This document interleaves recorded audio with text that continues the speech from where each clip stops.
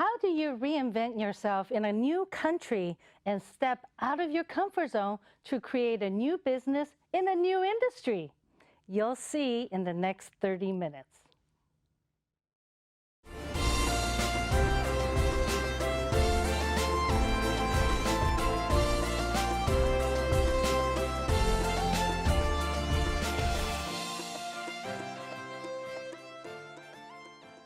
Hi, welcome to You Belong Here, the place to be for positive stories of immigrant women from all around the world. I'm Portia Chan Silverberg. I was made in Taiwan.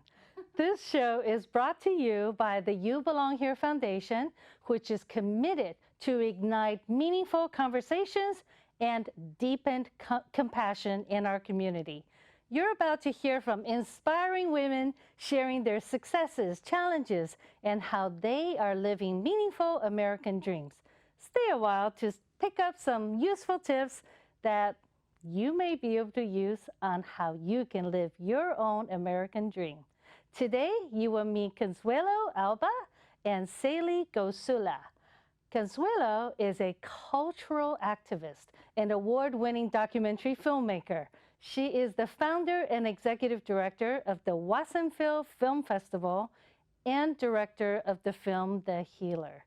Consuelo moved here from Mexico City.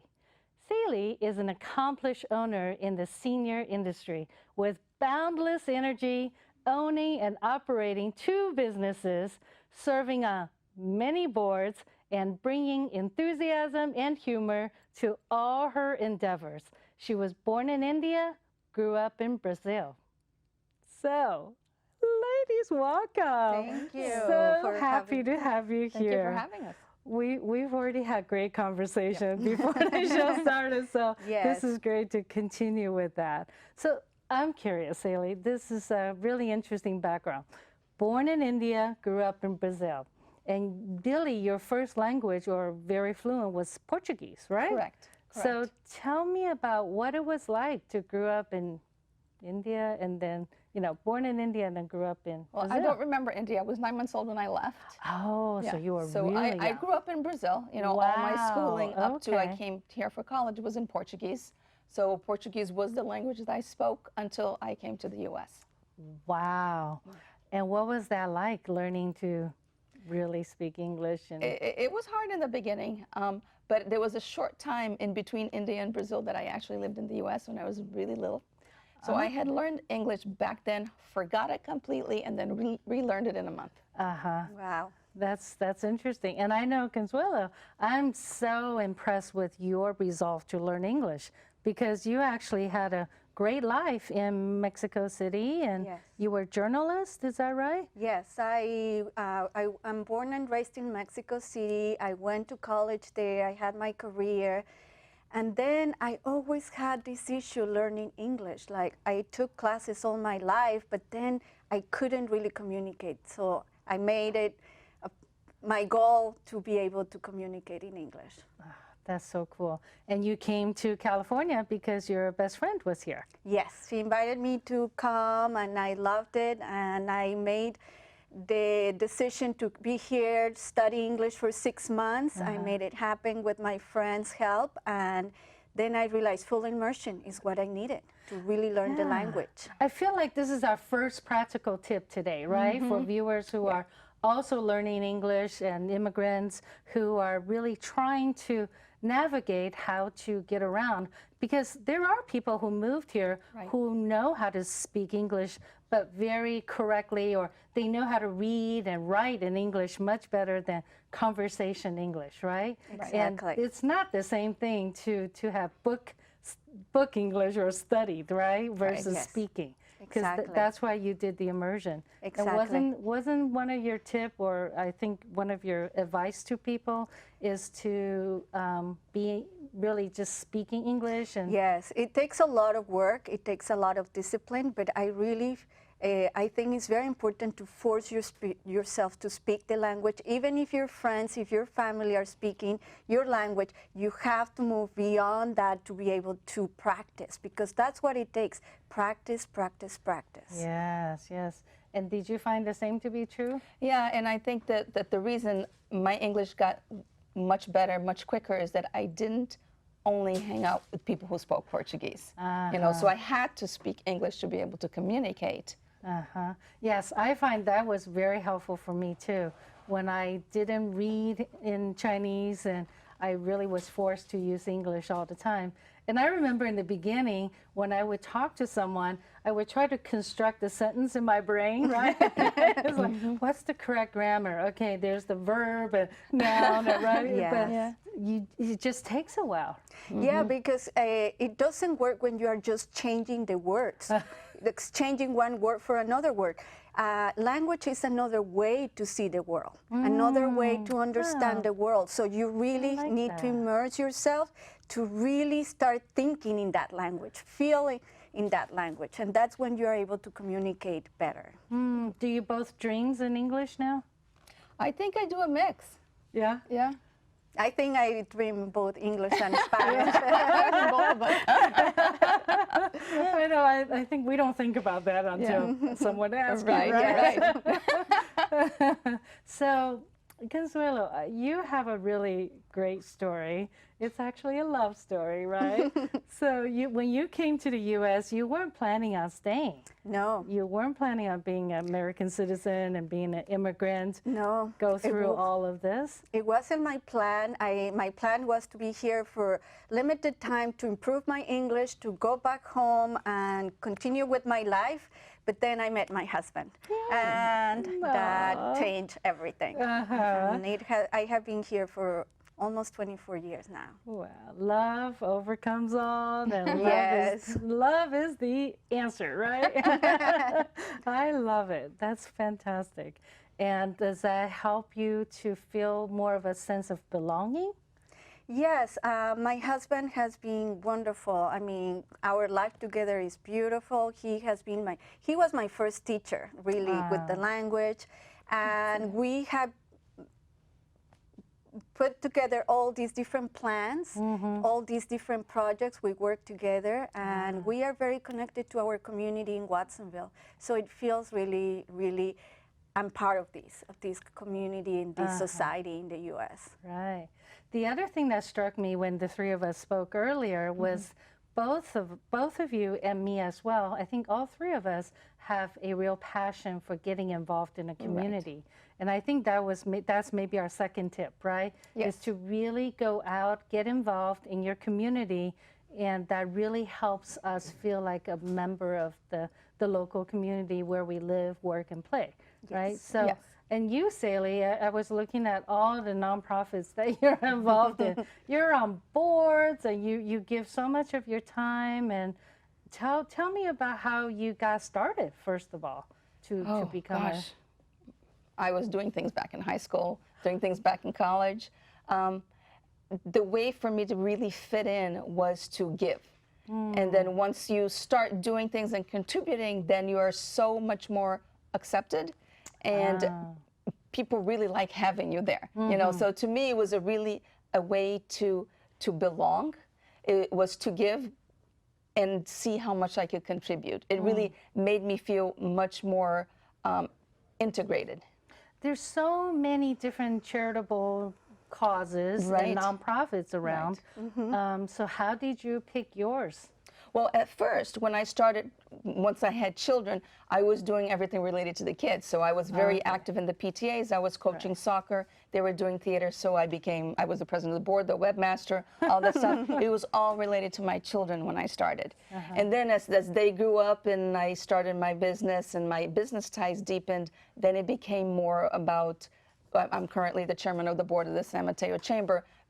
But that has nothing to do with the kids, you know. It's just because that became more of a part of my life, too. That's great. What about you, Consuelo? Well, for me, it has always been about culture, cultural activism, because I realized there are so many Latinos and specifically Mexicans here in California, but we see so little about the culture, the sophistication of our civilization, of the diversity of Mexico itself. I felt that I needed to work on that to make sure that people understand where we are coming from and be proud of who we are and celebrate our culture. So my career has been like a zigzag, but that is the common denominator, celebrating culture and just the beauty of the communities in Watsonville, in Santa Cruz, and it's my passion. Oh, that's so great. In fact, I think we're going to see a picture soon. Both of you, you said you have a zigzag career, and you too, Sally. I found that was kind of another thing you share is you're both masters of reinvention, and you created a whole new nonprofit. I mean, who goes out and start a film festival? Wow, really? That's awesome. Right? Yes. So tell us about this picture that we see. Tell us about that. Well, this is actually in Chicago. It's the Chicago Latino Film Festival. My husband and I presented our documentary El Andalón. In English, it's called The Healer, and it's about a Mexican humanitarian. And that film went to many film festivals around the world, actually, and Mexico and the U.S., and that gave us the experience of a film festival. It's so beautiful when all these pieces come together in celebration of film and art and culture and understanding. And we wanted to do that in our community. We started talking with other filmmakers, with other educators, and we realized we didn't have a space to showcase the talent of our community and the stories that were relevant to us. And that's how it all started. It started very organically, was grassroots, and then I spent a lot of time figuring out how to make it a nonprofit with a lot of support from different people. And we are a big, big team, and it's a big, big thing in our community. It's really not easy to start a nonprofit. I know that because I've done that myself. But it feels so good, right, to be doing something that you're passionate about and you're contributing to the community. Yes. Yeah.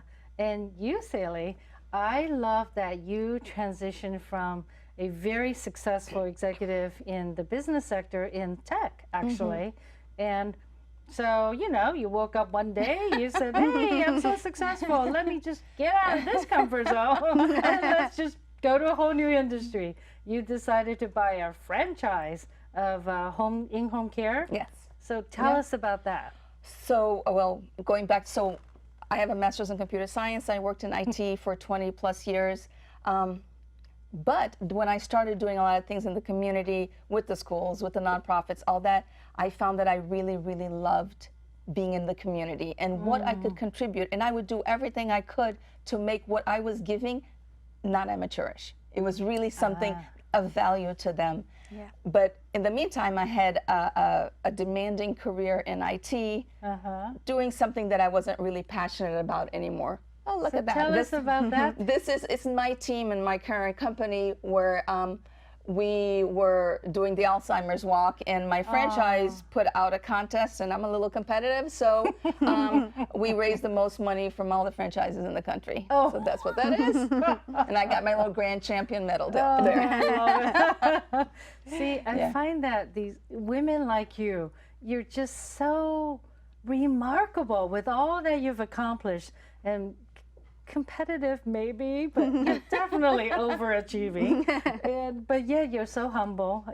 So often I hear women say, "Oh, that's not a big deal," but it actually is, right? So for someone who is just starting out, who has no idea how they're going to get involved, you've shared a little bit how you got involved. And do you have any suggestions for an immigrant woman who is interested in starting her own business, and for you, for an immigrant woman who actually feels compelled to start a nonprofit? What kind of advice do you both have? Well, I think we all have strengths, and I think what is easiest to do is really capitalize on your strengths. And if you're going to be volunteering, somebody can use that which you're already good at, or that you can easily get better at, and maybe it's better than most other people can give. And again, that brings value to your community, and the more you do that, the more accepted you are, and the more you feel like you belong.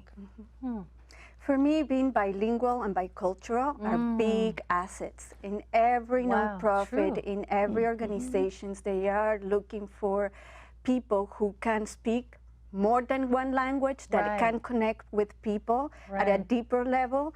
And that's true. the asset that we bring to every place we go. That would be my recommendation to everyone. Just keep your options open, see what you love, and connect with that person, connect with that organization, because they are looking for people like us. That's a good point.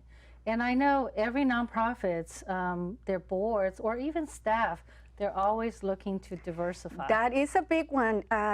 Right now, I have a wonderful board in my organization, and we are always looking for more people, because what I have seen is that the same people go through all these different organizations. They serve on the same boards, and it's like a The same few revolving tokens. door. You have all these really amazing people doing so much, and we need more people. Right. We need more board members. We need more volunteers. Right. And once you start, there are mentors, there is support. We really need more people from our communities involved at every single level.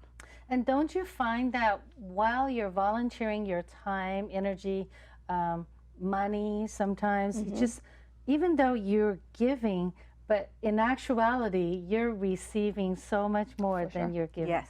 Your Right? life is being Absolutely. enriched without any doubt. Yes, Yeah. I absolutely. feel like that's kind of a well-kept secret. And a lot of different cultures don't have volunteerism the way we do in this country, right? In fact, I know for a fact that there's no other nonprofit sector like we do in the U.S., which is one of the reasons why this is an amazing country, right? And I find that Americans in general are so generous. They're just so willing to help and want to help. So I feel like a lot of our immigrant brothers and sisters are missing out Right. by not getting involved, right? Yes. Because they didn't grow up with it in their culture. Yes. Yeah. I think people participate in different ways. There are many people who participate in sports, coaching, in church. That's true. So that is already in place, but I think it's important for people to go beyond You that. gotta step out of your comfort zone. You really do. Exactly. Because you grow, and that does feel good as well. That's true. So any advice for new business owners? Get out there and meet people, talk to people. It's a little awkward at first, you know, but the more you do it, the easier it is. And other people do want to meet other people, you know, so the more you do it, you're actually making somebody else feel more comfortable by reaching out. That's true. That's true. I know people talk about networking, and I think networking is a real challenge for so many people, but especially for immigrants Yes. who are so self-conscious of their accents, right? I mean, have you had any experience that you may want to share about? Well, you've really lost most of I've your kicked accent. most of the accent. When you had an accent, and when you have an accent, or even though yours is very slight now too, but at the beginning when the accent was more pronounced, I mean, I had it too.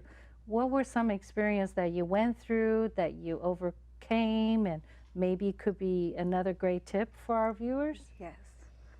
Well, for me, I definitely was very self-conscious about my accent, and just that insecurity of not being able to communicate Right. the way we communicate in our Native language. native language. It's so much more natural to be able to communicate and connect with people. Yes. But then when you do it, really communication is more than words. What I have learned is that when you are able to connect with the person, sometimes words are not the most important thing.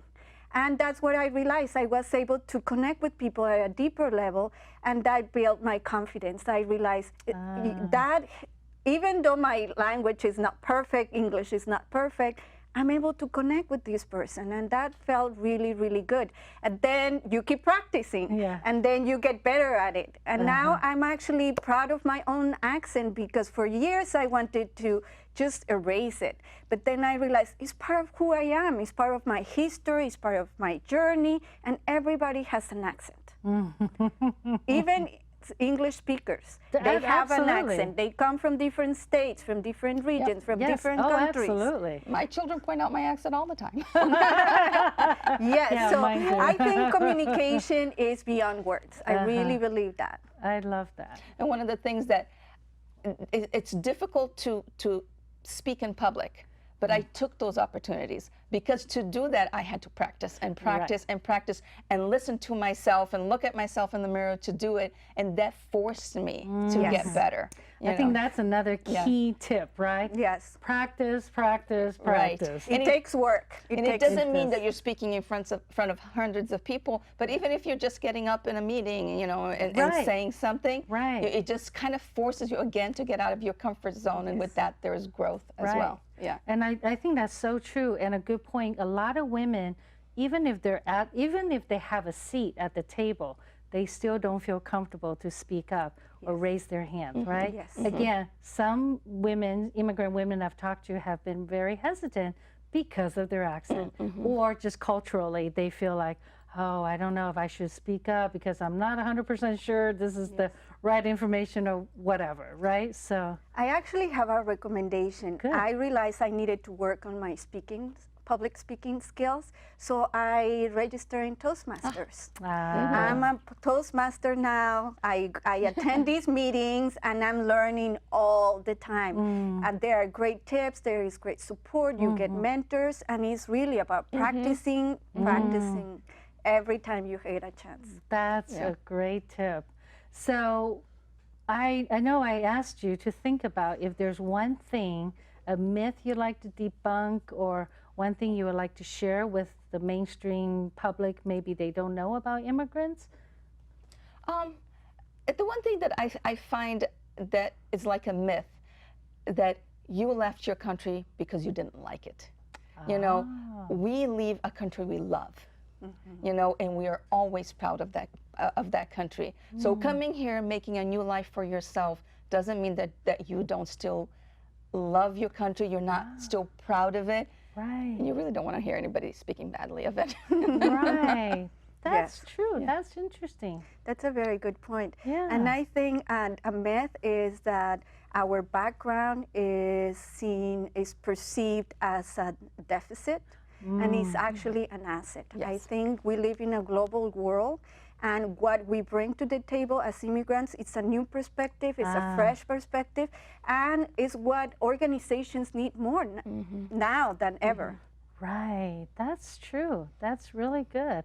And for all of us, we really should be and are, but maybe be more vocal about how we are proud of our country or where we came from. And I think the other myth, and I feel like it's really important and part of the mission of the show, is to help people see that the word immigrant, it is not a dirty word. No. It's a great word, and immigrants stand for excellence, in my opinion. I think immigrants are leaders, right? So we've talked briefly before the show about immigrant leadership mindset. So maybe, was there one particular mindset or quality that you would like to speak about, or, you know, something you feel strongly about? I think immigrants are the most resilient people. I think immigrants are the most versatile. We have to learn how to navigate in a new world, and we have to be brave, and we have to be innovative. I think there are so many assets and so many good things we bring with us, and we should be very proud of it. Nice. Yeah, very adaptable. Sally? Yeah. I really think that there's a can-do attitude. You know, we are here to make a life for ourselves, and failing is not a possibility. You know, it's not an option. So do whatever it takes to succeed. That's really nice. Really great. And I do agree. Immigrant women, immigrants are leaders. The resilience, the optimism, right? Don't you feel like we don't give up as easily? We just keep going, we adapt, and all of these qualities are worth celebrating. And I think it would be really phenomenal if one day when we turn on the news and we hear all these positive things being said about immigrants, and that immigrants really become synonymous with excellence. Yes. Right? Yes. And migration is part of the human history from the dawn of time. Isn't that the People truth? have moved from one place to the next. It's natural. I don't know why it became a dirty word I don't at some either. point, but I mean, that's how we need to see it. It's part of human nature. It's part of human, the human experience. Human evolution, right? Yes. Yeah, exactly. That's really true. And I think this is the moment that for all of us immigrant leaders to really step up, and if we recap, to step out of their comfort zone of their own ethnic community and really get to know their English speaking or Native Americans neighbors or co-workers. Just step out of the comfort zone, and then also be willing to take a risk and maybe start a new business instead of that very secure job. The track, like I know certain immigrants cultures have, you want to be a doctor, lawyer, the standard engineer, and to veer away from that is a real big risk. Exactly. But there's so much reward after you took that risk, right? So we can invite other women to do the same, and then to practice, lots of practice, and take every opportunity to speak up and raise their hands and be seen and be heard, so then they can belong, right? That's right. So as we're winding down, how would you complete this sentence? Only an immigrant woman, ... Do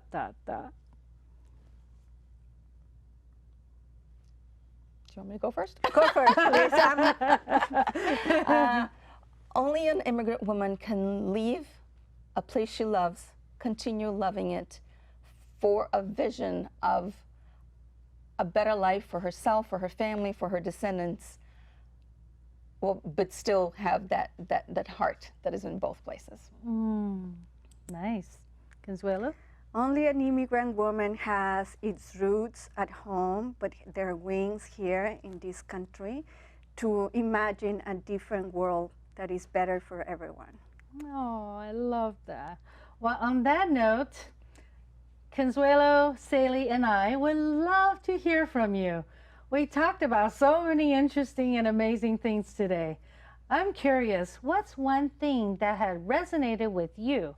And what actions are you inspired to take? What's your story? Please leave a comment below. Let's continue the conversation. You Belong Here Foundation is committed to infuse a plethora of positive stories of immigrant women, ignite meaningful conversations, and deepen compassion in our community.